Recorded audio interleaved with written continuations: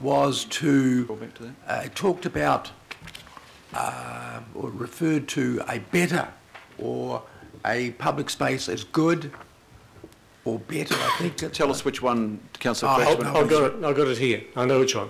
This one here. Yeah.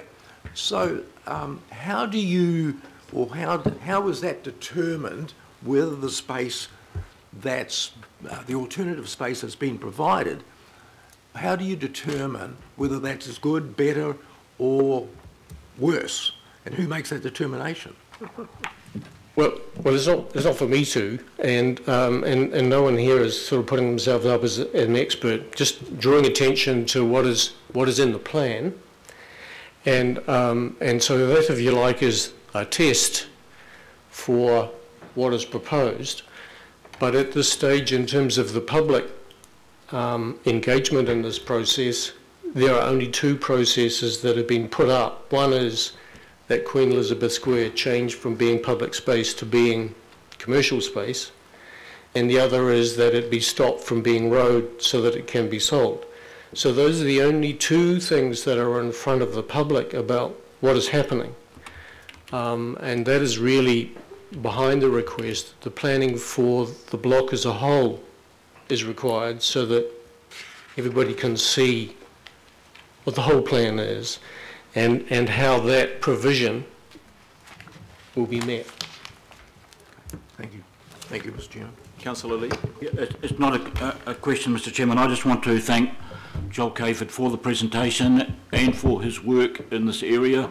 As the local ward councillor and as the director of Auckland Transport, I'm more than happy to sit down with him and have ongoing discussions. Thank you. Thank you. Councillor Lee, would you like to then move receipt and thanks? Yes, happy to do that. Happy to second. Councillor Cooper. Good to hear. Question, Councillor Cashmore. Yes, thanks. Thanks, Joel.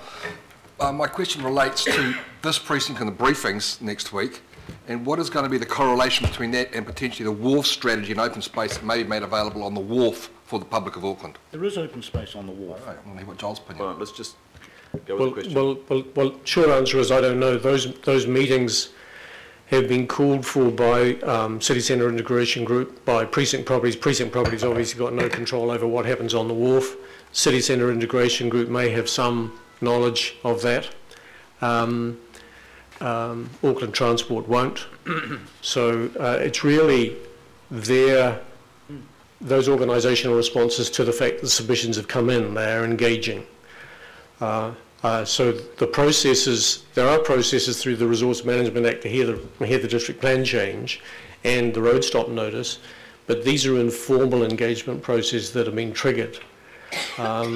I think councillors need to be aware that they're happening, because it's like, I think councillors need to be as aware as they can be, because why I headed up this presentation as a risk assessment or a risk management presentation, is that councillors need to be aware that these things can go horribly awry and wrong if they're not kind of grabbed hold of and sort of engaged with at an early stage, particularly in terms of getting some balanced planning outcomes. Member Taipari. Kia ora, Mr. Chairman. Kia ora, Mr. Cayford. Just the question around the road stoppage. You said earlier about the road stoppage and then the swapping for QE2, and then you're saying there is another road stoppage, or it's a more formal process for the road stoppage?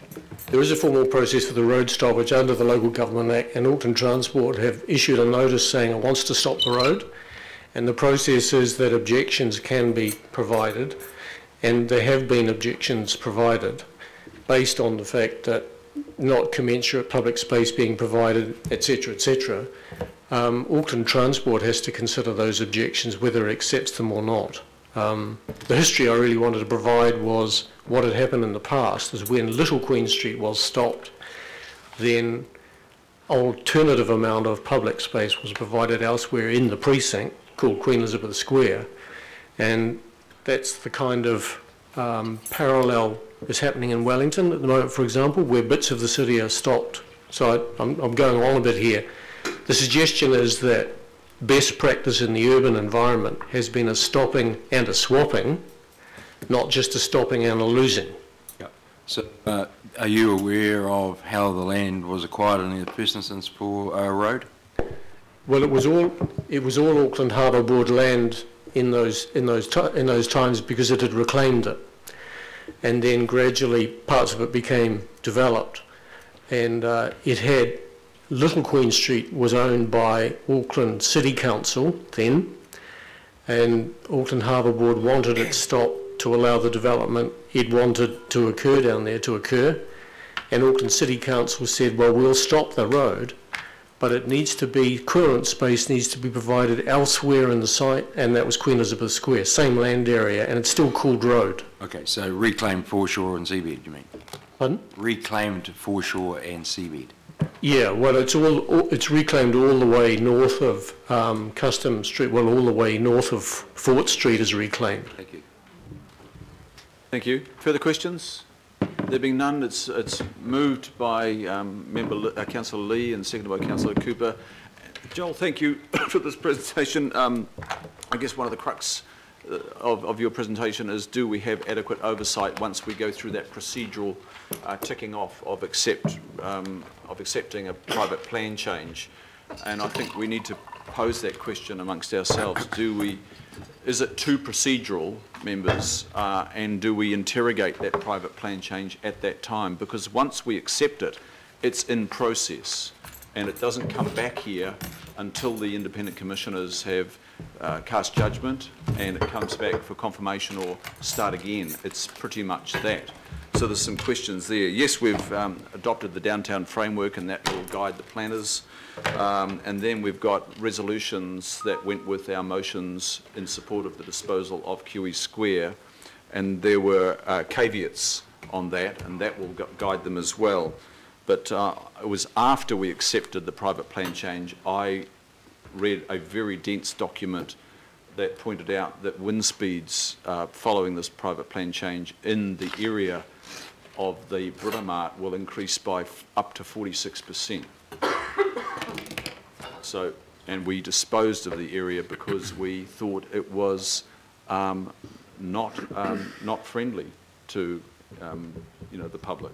So look, I'll leave it at that. I thank Dr. Cayford for his presentation. It's moved and seconded. All those in favour say aye. Aye. Contrary, no. Declare that carried. Going to the next item, which is local board input. There is none on the open agenda. There may be input on the public excluded agenda, but we'll wait for that. I don't have any notice of extraordinary business, and there are no notices of motion under 8. I'll go to 9, which is the status report, and I'll move accordingly. Do I have a second? I'll second. Thank you, Councillor Webster. All those in favour say aye. Aye. The contrary, no, and declare that carried. And the same with the summary of memos, procedural for your information and public information. Yep. I'll move and seconded Councillor Member Taipari. All those in favour say aye. Aye. Aye. Contrary, no, declare that carried. And then we come to the first substantive report, which is item 11, Special Housing Area Program, which is actually probably the title doesn't give it quite the justice it deserves. It's about the refinement of the criteria.